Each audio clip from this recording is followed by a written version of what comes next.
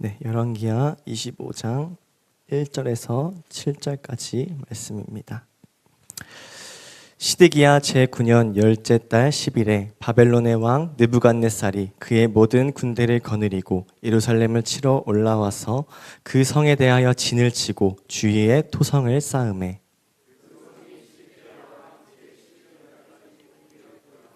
그해 넷째 달 9일에 성중에 기근이 심하여 그 땅 백성의 양식이 떨어졌더라.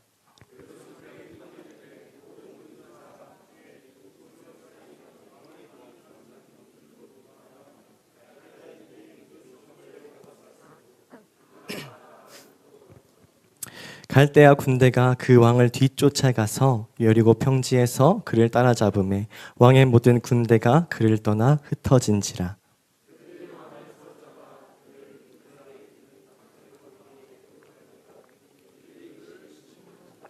같이 읽겠습니다. 그들이 시드기야의 아들들을 그의 눈앞에서 죽이고 시드기야의 두 눈을 빼고 놋사슬로 그를 결박하여 바벨론으로 끌고 갔더라. 아멘. 네, 할렐루야. 아멘. 오늘은 무너짐 가운데서라는 제목으로 함께 말씀 나누도록 하겠습니다. 네, 오늘 본문의 말씀은 이스라엘, 정확히는 남유다 왕국이 패배하고 또 예루살렘이 무너지는 그러한 말씀의 내용입니다. 오늘 말씀을 통해서 우리의 삶에도 무너지는 그 순간이 있을 텐데 그 가운데서 우리가 어떻게 행해야 할지 은혜를 나누도록 하겠습니다. 잠깐 먼저 이스라엘 역사를 한번 생각을 해본다면은 우리 여러분 솔로몬 왕 다들 아시죠? 그렇죠? 솔로몬 왕을 생각해 본다면은 하나님께 듣는 마음을 구해서 하나님이 주신 지혜와 명철로 이스라엘을 잘 통치했던 그런 왕이라고 생각을 합니다. 예를 들면은 그 아기의 엄마가 누구냐라는 그러한 재판에서 그 아이를 반으로 나눠서 주라라는 그런 판결을 통해서 진짜 엄마를 찾아주었던 그러한 예시도 있고, 하지만 그러한 솔로몬 왕이 잘했던 것은 단지 그거 하나뿐이었습니다.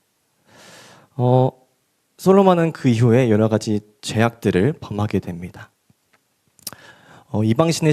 이방신의 제단을 쌓고 거기에 제사를 드리고, 또한 이방 여인과 혼인하지 말라는 그러한 법을 어겨서 후궁과 첩을 천명에 드리게 됩니다.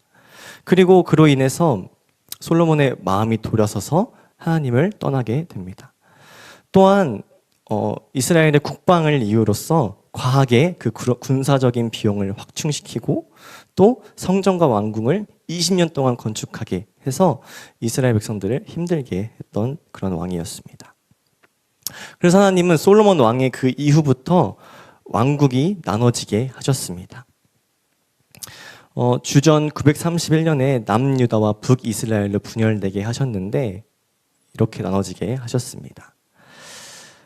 12지파 중에 그 유다 지파와 베냐민 지파가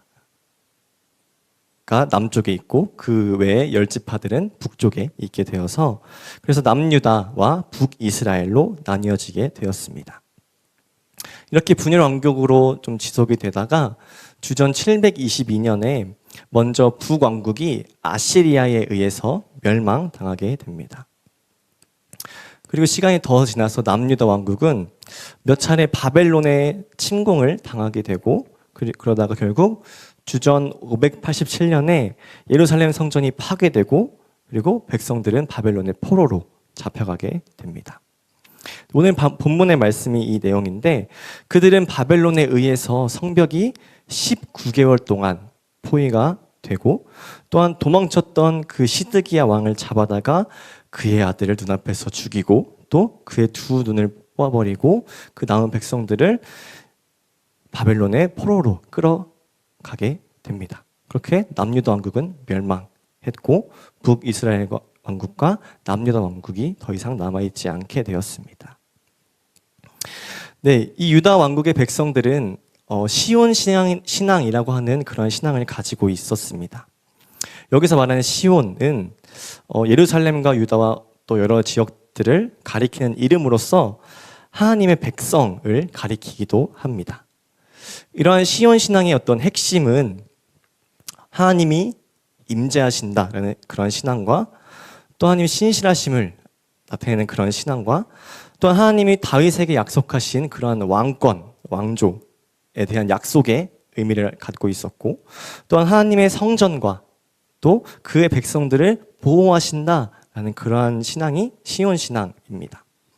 그런데 그러한 신앙을 가지고 살아가던 중에 예루살렘 성전이 파괴됐습니다. 그래서 그 성전이 파괴됨으로 인해서 그들이 가지고 있던 신앙은 흔들리게 됩니다. 더 이상 그들 생각에 더 이상 하나님이 그 백성 중에 거하지 않으시고 또한 하나님이 약속하신 그 왕권에 대한 약속이 흔들리게 되었고 또한 하나님의 보호가 끝났다. 더 이상 하나님이 우리를 지켜주시지 않는다라는 그러한 생각을 불러일으켰습니다. 이 유대 공동체, 이 유다 왕국의 사람들은 자신들의 나라가 망했고 또 성전도 무너졌고 또 백성들도 흩어지게 되는 그러한 무너짐의 경험을 합니다. 여러분 삶에도 이러한 무너짐의 경험이 있으십니까? 내 삶의 모든 일에 문제가 생기고 또 계속되는 실패를 경험하고 또 다시 일어날 힘조차 없어져 갈 그때가 있으셨습니까? 때로는 우리가 이러한 경험들에, 이러한 일들에 빠져서 힘겨워하고는 합니다. 구약 성경에서 이러한 예루살렘의 무너짐이 유다의 공동체 같은 경험이었다면은 신약 성경에서는 개인의 무너짐을 경험했던 한 사람이 있었습니다. 그 사람은 바로 베드로였는데 베드로는 예수님의 제자였죠. 베드로는 예수님께 충성을 다했던 그러한 사람이었습니다. 베드로는 예수님이 그 순환을 예고하실 때 그 말씀을 살펴보게 된다면은 우리 한번 같이 읽어볼까요? 시작.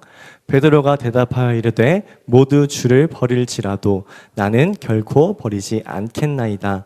예수께서 이르시되 내가 진실로 내게 이르노니 오늘 밤 닭 울기 전에 네가 3번 나를 부인하리라. 베드로가 이르되 내가 주와 함께 죽을지언정 주를 부인하지 않겠나이다 하고 모든 제자도 그와 같이 말하니라. 예수님이 그 제자들에게 내가 죽을 것이다, 내가 순환당할 것이다 라는 것을 예고하셨을 때 베드로는 내가 주님과 함께 죽을지언정 내가 주님을 결코 놓지 않겠습니다. 예수님이 너가 나를 3번 부인할 것이다 라고 얘기하셨을 때에도 내가 진짜 죽을지언정 내가 죽기까지 죽을지언정 그 주를 부인하지 않겠습니다. 예수님 부인하지 않겠습니다 라고 고백을 하죠. 하지만 이 이후에 있었던 일은 어떻죠? 우리가 알다시피 베드로는 예수님을 3번 부인합니다.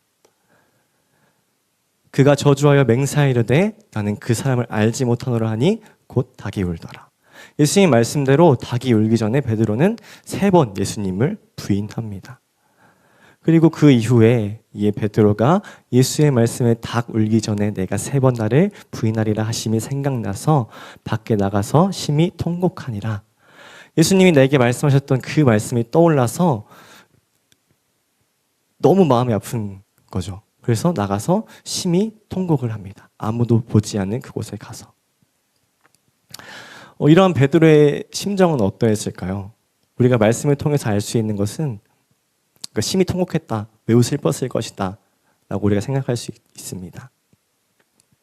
제가 조금 더 묵상을 해봤을 때 아마도 자신의 삶의 모든 것이 무너지는 그러한 경험이었을 것입니다. 이전에 베드로가 사랑한다고 예수님께 고백하고 또한 자신의 주인으로서 여기고 따랐던 그 예수님이 내 모든 것 대신 예수님이 십자가에서 죽으심으로 내 삶에서 사라지게 되었습니다. 심지어 베드로가 자신의 입술로 예수님을 저주하며 배신하기까지 했습니다.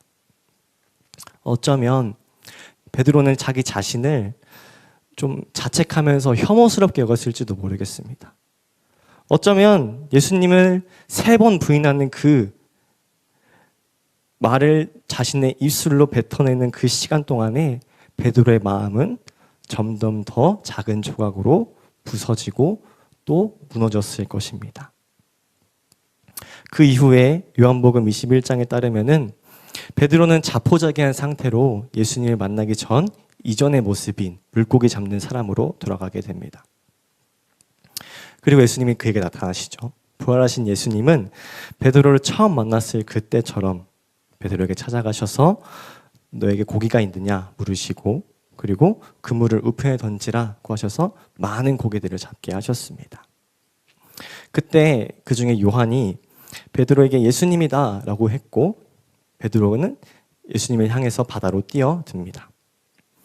그리고 예수님이 준비하시는 그 아침밥을 같이 먹고 예수님이 베드로에게 물으시죠.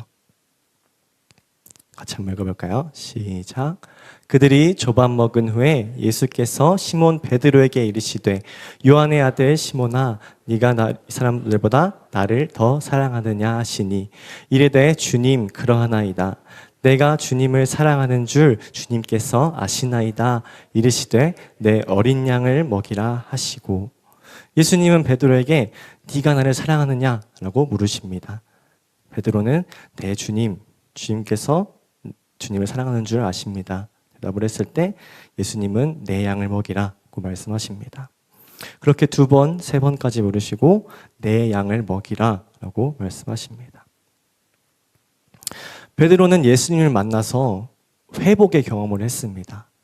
베드로가 예수님을 3번 부인하는 그 동안에 무너졌던 그의 마음은 예수님이 베드로에게 3번 네가 나를 사랑하느냐 라고 불러보셨을 때 회복되었습니다. 하지만 베드로는 그 이전에 삶의 무너짐을 경험을 했습니다.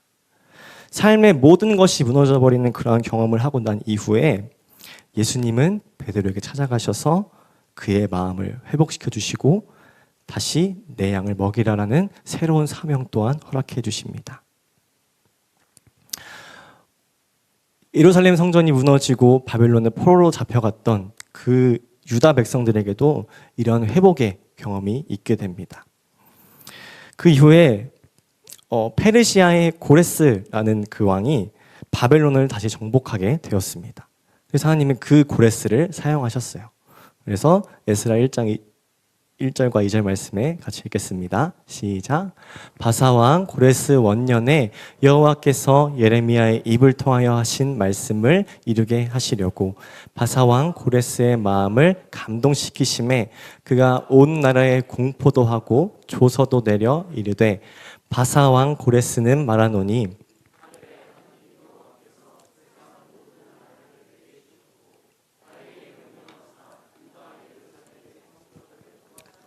하셨나니, 하나님이 그 고레스의 마음을 감동시키셔서 그 이방 그 페르시아의 왕이었던 고레스의 마음을 감동시키셔서 그 유대인 포로들에 대한 어떤 관용 정책을 향하게 하십니다. 그래서 그 고레스는 포로로 잡혀있던 그 유대 백성들에게 다시 예루살렘으로 돌아가서 성전을 건축하라라고 말한 것이죠. 이후에는 스룹바벨, 에스라, 느헤미야와 같은 그런 인물들을 통해서 성전이 재건되게 되었고, 그리고 그들에게 말씀을 가르치면서 어떤 신앙적인 개혁과 또 성장을 이끌어내게 됩니다. 그래서 그 성전을 재건함으로써 더욱더 이전보다 견고하게 지어진 것이죠. 아까 중간에 제가 여러분의 삶에 어떤 무너짐의 경험이 있으시냐라고 질문을 했었는데, 여러분들은 그 무너짐의 경험 속에서 어떻게 회복이 되셨습니까? 아니면은 어떻게 회복되어 가고 계십니까? 그런데 우리의 인간적인 생각을 해본다면은 그냥 처음부터 무너질 일 없게 튼튼히 만드시면 되는 거 아닙니까? 라고 질문할 수 있을 것 같습니다. 왜 굳이 무너지고 왜 그 다음에 다시 세워져야 합니까? 왜 내가 실패해야 되고 왜 내가 이런 고난과 또 고통과 어려움과 슬픔을 내가 겪어야 합니까? 라고 질문할 수 있습니다. 하나님은 우리에게 새 사람을 입으라 말씀하십니다. 에베소 4장 22절 24절 말씀 같이 읽겠습니다. 시작. 너희는 유혹의 욕심을 따라 썩어져가는 구습을 따르는 옛사람을 벗어버리고 오직 너희의 심령이 새롭게 되어 하나님을 따라 의와 진리의 거룩함으로 지으심을 받은 새 사람을 입으라. 우리가 새 사람을 입어야 합니다. 근데 그것이 쉽나요? 어렵습니다. 쉽지 않습니다. 바울이 고백하는 것처럼 형제들아 내가 그리스도 예수 우리 주 안에서 가진 바 너희에 대한 나의 사랑을 두고 다하나오니 나는 날마다 죽노라. 그래서 바울이 고백하는 것처럼 우리가 새 사람을 입기 위해서는 내가 죽어야 하는 것입니다. 그리고 또 갈라디아서 20절 말씀에 같이 읽겠습니다. 시작. 내가 그리스도와 함께 십자가에 못 박혔나니 그런즉 이제는 내가 사는 것이 아니요 오직 내 안에 그리스도께서 사시는 것이라. 이제 내가 육체 가운데 사는 것은 나를 사랑하사 나를 위하여 자기 자신을 버리신 하나님의 아들을 믿는 믿음 안에서 사는 것이라. 내가 새 사람이 되기 위해서는 내가 죽어야 하고 또 죽으시고 십자가에서 부활하신 그 예수 그리스도의 생명으로 내가 살아가는 것이 필요합니다. 다시 이 말씀처럼 우리는 옛사람을 벗어버리고 그 옛사람은 유혹의 욕심을 쫓아 썩어져가는 그것들을 따라가는 옛사람을 내가 벗어버리고 우리는 새로운 사람이 되어야 하는 것입니다. 그 새로운 사람은 하나님을 따르는 사람이고 하나님의 의와 진리와 거룩함으로 새롭게 지으심을 받은 사람이라는 것입니다. 우리가 생각을 해볼 때 이스라엘 사람들이 왜 출애굽해서 광야를 40년 동안 걸어가야 했을까요? 하나님의 백성으로 만들어가기 위함이라고 우리는 알고 있습니다. 이집트에서 생활하면서 그들은 이집트의 문화에 물들어 버린 거예요. 그래서 그들은 다시 새롭게 될 필요가 있었습니다. 그들이 물들어 버린 그것을 빼야 하는 것이 필요했던 것이죠.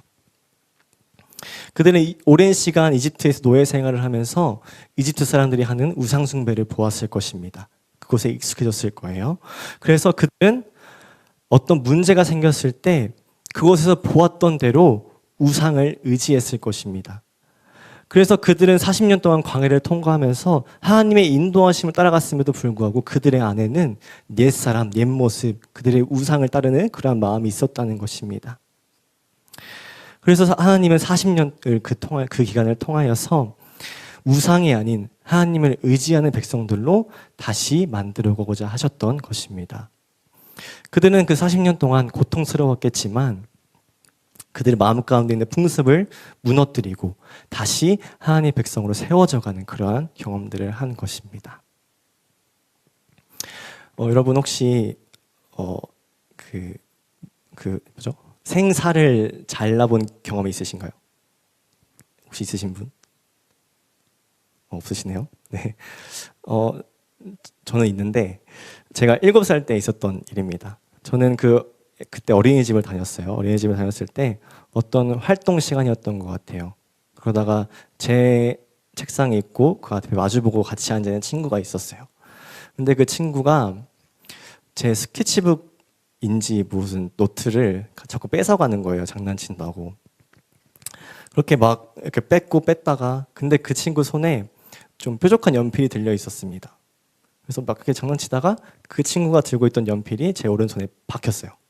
그래서 부러졌고 그 심이 여기에 박혀 있게 되었습니다. 그 이후에 있었던 일은 잘 기억이 안 나는데 뭐 충격을 받았었던 건 아닌 것 같고 그냥 기억이 안 나는 것 같아요. 근데 기억나는 장면은 제 여기 연필심이 박혔던 이 부위를 좀 칼이나 가위 같은 걸로 빼려고 좀 뭐 자르려고 했던 그러한 기억이 있습니다. 되게 고통스럽고 되게 아픈 경험이었던 것 같아요. 왜 제가 이 말씀을 드렸냐면은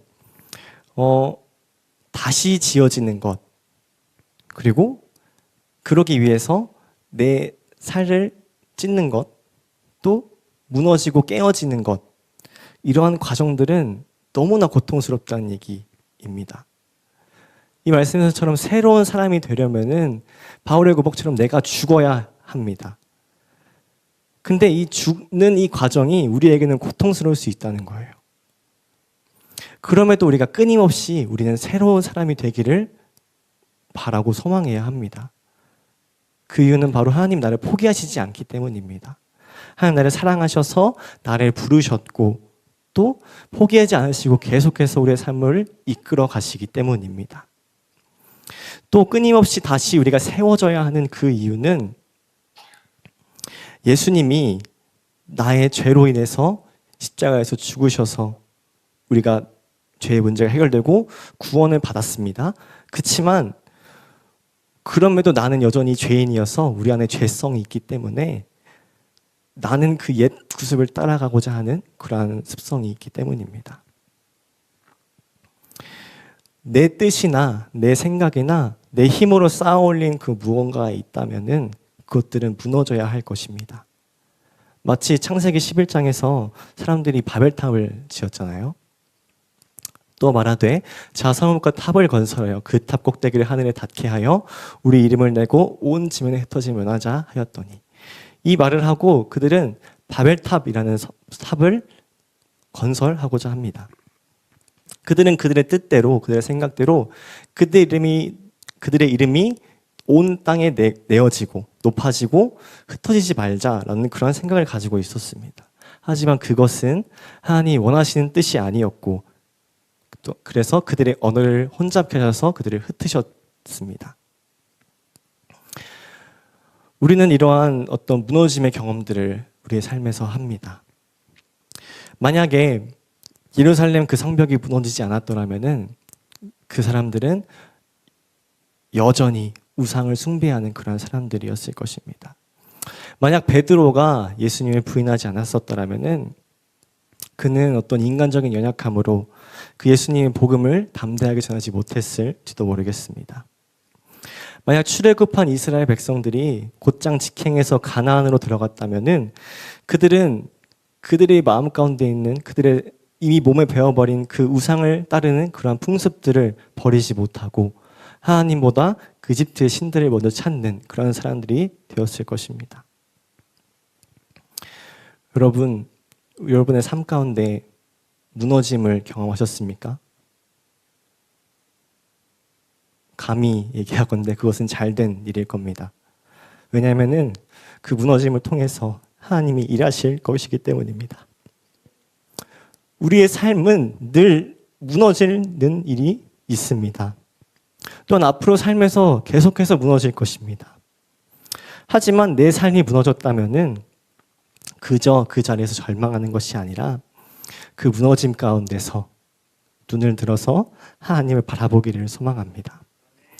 하나님 무너진 우리의 그 마음 가운데 다시 새롭게 일하실 것을 기대하시면서 내 삶의 자리, 내 삶의 어떤 주권을 하나님께 내어드림으로 하나님께서 더욱더 크게 역사하시며 일하실 것을 기대하며 나아가는 저와 여러분의 삶이 되기를 소망합니다. 그러나 무너짐이 그저 두려운 것이 아니라 그저 절망적이고 낙심할 것이 아니라 하나님이 우리를 인도하시고 또 하나님 우리를 사랑하셔서 우리 안에 어떤 썩어질 것들을 무너뜨리시고 다시 새로 삶으로 지으시기 위하여서 하나님 뜻을 우리의 삶을 통해 이루시길 원하셔서 우리의 삶에 그 무너짐이 있음을 알고 또 쉽게 낙심하지 않고 신실하신 하나님만을 의지하며 나아가는 저와 여러분의 삶이 되기를 소망합니다. 아멘. 사랑과 은혜가 풍성하시고 우리의 아버지 되시는 하나님 감사합니다. 주님 우리의 삶에 늘 함께 하시고 우리의 그 마음에 새로운 일을 행하심에 감사합니다. 주님 우리의 삶이 어떠한 무너짐 가운데 있을지라도 그 가운데서 절망하고 또 낙심하고 포기하는 것이 아니라 신실하신 하나님 바라보며 나아가기를 소망합니다. 우리의 마음과 시선을 붙잡아 주시옵소서. 그 과정은 너무나 고통스럽지만 우리가 믿음을 잃고 배신하지 않게 하시고 주님 우리를 포기하지 않으심을 믿고 우리도 포기하지 않는 믿음 허락하여 주시옵소서.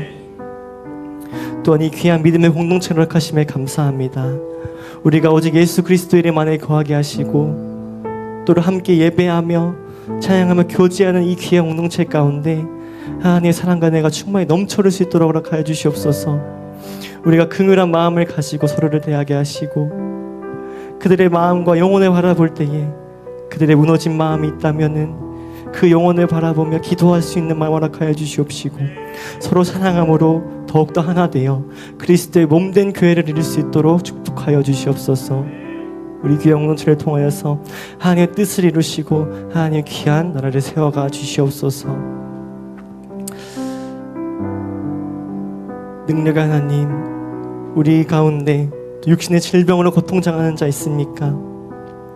주님, 그들의 모든 상황을 아시고 형편을 아시오니 하나님의 능력으로 치유하여 주시옵시고 독수리가 날개치며 올라간 같은 그러한 새로운 힘을 허락하여 주시옵소서. 건강하게 하시고 또 그 건강으로 하나님 맡기신 귀한 사명을 잘 감당케 하여 주시옵소서. 또한 근심과 걱정으로 고통당하는 자 있습니까? 하나님께서 우리의 모든 마음과 또 아픔 아시오니 각 사람의 그 마음을 만져주시옵시고 또한 예수 그리스도의 그 이름으로 악한 영이 떠나가게 하여 주시옵소서. 주님, 우리 마음에 새로운 일을 행하심에 감사합니다. 새로운 마음을 더하심에 감사합니다. 우리가 날마다 나의 자아가 죽어지게 하시고 또 다시 예수 그리스도의 그 생명으로 말미암아 그 부활의 생명으로 말미암아 능히 승리하며 살아가는 우리의 삶이 되게 하여 주시옵소서. 우리 모든 주권 주님께 맡겨드리기 원합니다. 모든 삶 주님께서 인도하여 주시옵시고 주님의 뜻대로 주님 그 계획 가운데 살아가게 하시며 날마다 주의 이름을 찬양하며 높이며 예배하는 자가 되게 하여 주시옵소서. 감사합니다. 주님, 늘 우리를 인도하시고 붙드시며 가장 좋은 길로 인도하시는 우리 주 예수 그리스도 이름으로 기도합니다.